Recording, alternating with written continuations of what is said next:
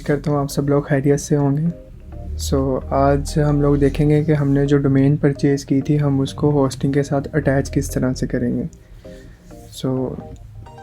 Hostinger के login पे आ चुका हूँ मैं। सेम एज़ इट इज़ हम इसके ऊपर जाएंगे और इसको लॉगिन करेंगे अपनी जीमेल के साथ या अपने अकाउंट के साथ जहाँ से भी हमने परचेज़ की थी अपनी होस्टिंग।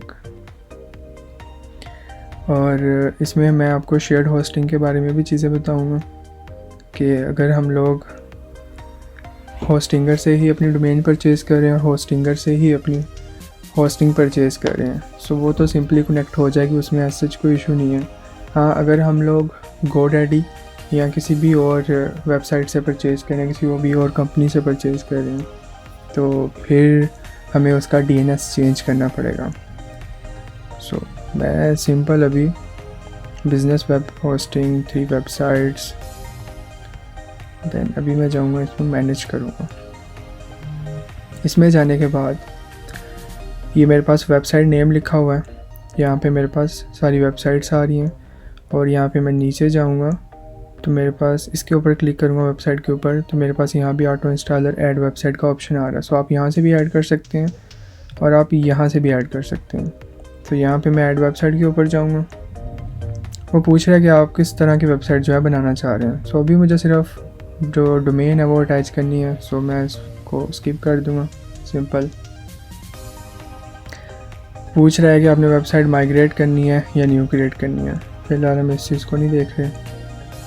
और उसके बाद वो पूछ रहा है बाय अ डोमेन और यूज़ अ एग्जिस्टिंग डोमेन। हमने डोमेन ऑलरेडी परचेज़ कर ली हुई थी तो मैं यहाँ इस ऑप्शन के साथ जाऊँगा। अभी हमारे एक दोस्त ने हमें एक डोमेन भेजी है तो हम उनकी डोमेन को अपनी होस्टिंग के साथ अटैच करेंगे। सिंपल मैंने यहाँ पे डोमेन को भी पेस्ट की और कंटिन्यू कर दिया। कंटिन्यू करने के बाद ये हमारे पास टेक्स्ट आया एक, copy the text record below to your domain DNS zone to verify the domain ownership. अब हम इसको यहाँ पे कॉपी कर लेंगे। कॉपी करने के बाद हम इसको उनको सेंड करेंगे। वो अपना DNS ऑन करने के बाद इसको टेक्स्ट में कॉपी कर देंगे। तो अभी हम लोग दूसरे अकाउंट में आ चुके हैं जिसकी हमें अटैच करनी है डोमेन अपनी होस्टिंग के साथ। हम सिंपल डोमेन के अंदर आए हैं। डोमेन के अंदर DNS के अंदर हम लोग मैनेज DNS रिकॉर्ड, यहाँ पे टैब सेलेक्ट करेंगे TXT के बाद ये वाला पोर्शन सिंपल छोड़ देंगे और यहाँ पे TXT वैल्यू पुट करेंगे। तो हमारे पास TXT वैल्यू क्या थी, ये वाली TXT रिकॉर्ड। इसे यहाँ से कॉपी करेंगे और सिंपल यहाँ पे जाके जो हमारे क्लाइंट होंगे या हमारे कोई फेलो कोई दोस्त होंगे उनकी हम लोग यहाँ पे उनके अकाउंट में इंसर्ट कर देंगे और इसको हम लोग ऐड रिकॉर्ड कर देंगे। सिंपल, और ये क्रिएट हो चुका है। फिर हम लोग अपने अकाउंट में जाएंगे और इसको रिफ़्रेश करेंगे। हमारी ये डोमेन जो है वो कनेक्ट हो चुकी है। अब हम इसे कंटिन्यू करेंगे।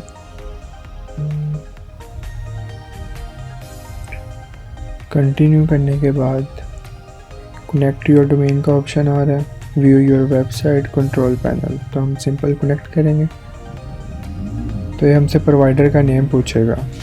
तो हम लोग सिंपल अगर इनमें अवेलेबल है तो ठीक, अदरवाइज़ अदर पे चले जाएंगे और यहाँ पे जाके मैं सिंपल होस्टिंगर का नेम लिखता हूँ। Let's start. ये DNS है। अगर तो GoDaddy की होगी तो हम लोग चेंज कर देंगे, किसी और की होगी तो चेंज कर देंगे। अदरवाइज़ अगर होस्टिंगर की है तो हम सिंपल कंटिन्यू कर देंगे और all set and finish. Then manage site पे जाएंगे।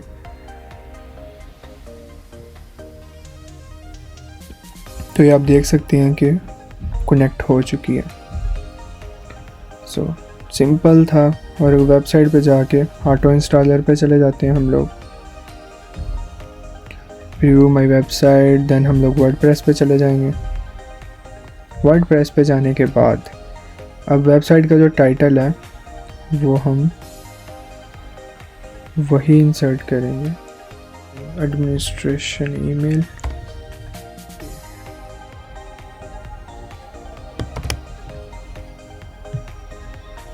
और पूछा है रिकमेंडेड ये है तो आप सेम इसी को इंस्टॉल कर लेंगे।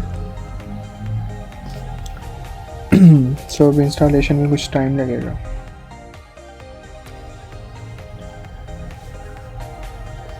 सो आपकी जो वर्डप्रेस है वहाँ पे इंस्टॉल हो चुकी है,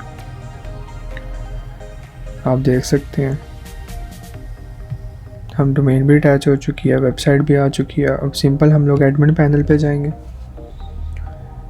एडमिन पैनल पे जाने के बाद ये रीडायरेक्ट करेगा आपकी वेबसाइट को, और सेम आप अपनी साइट को व्यू कर सकते हैं और उसमें सारी चेंजेस कर सकते हैं। सो यहाँ तक था डोमेन को होस्टिंग के साथ अटैच करना। अगर वो होस्टिंगर से सेम होस्टिंग वेबसाइट से है, सेम कंपनी से है, डिफरेंट से है, और उसके बाद वर्डप्रेस को कैसे इंस्टॉल किया जाएगा और डोमेन को कैसे कनेक्ट किया जाएगा। तो यहाँ तक अगर कोई आप लोगों का सवाल हो तो आप कमेंट सेक्शन में पूछ सकते हैं। बाकी मुझे दें इजाज़त। अल्लाह हाफिज़।